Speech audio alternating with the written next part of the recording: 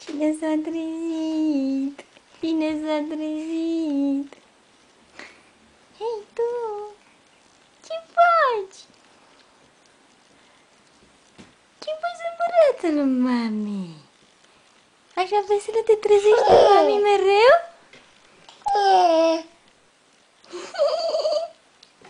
Ce faci?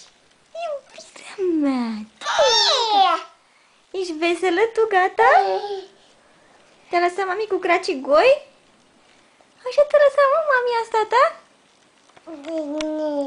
Mine? Hai să ducem mami puțin jaluzeaua să ne vedem și noi mai bine. Așa, ia uite lumina, mami.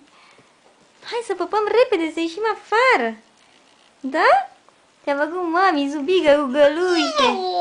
Da, mami, da. Ce-ai visat?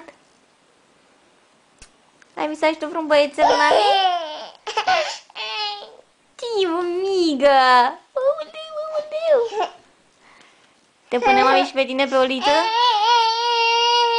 Păi cum? Erai vezile, acum nu mai vrei la mami în brațe? Hai.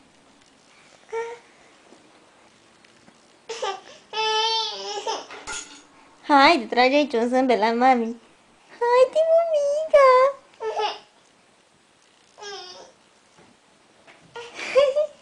Nu te mai strâmba, mă, că ești urâțică când te strâmbi, mami.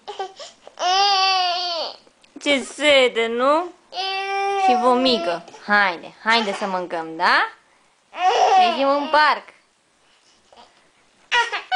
Gata, iubirea mea.